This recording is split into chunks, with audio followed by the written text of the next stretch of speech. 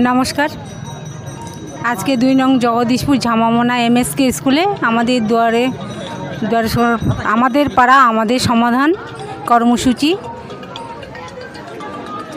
দিয়েছেন মানবিক মুখ্যমন্ত্রী মমতা ব্যানার্জির অনুপ্রেরণা এবং প্রচেষ্টায়। তাই সর্ব ধর্মের মানুষ এবং আমাদের জনগণ প্রত্যেকে যে যার মতো সমস্যা এসে সেখানে অ্যাপ্লাই করছেন। এমনকি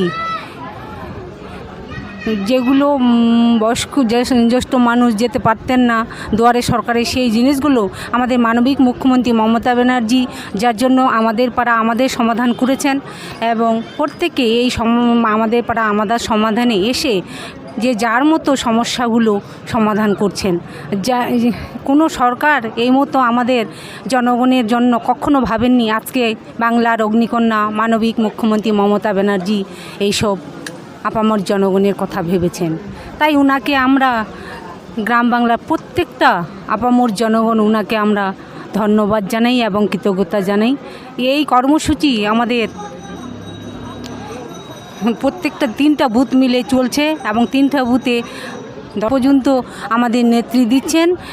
এমনকি প্রত্যেকে সেই বুথের মানুষগুলো সেই কর্মগুলো করছেন। তাই আমি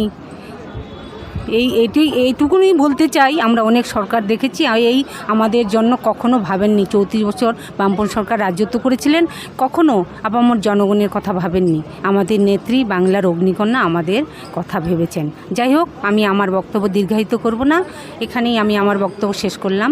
নমস্কার। বক্তব্য আপনারা শুনলেন। ভিডিওটি যদি ভালো লাগে তো লাইক শেয়ার কমেন্ট ফলো জরুর করবেন ভাই।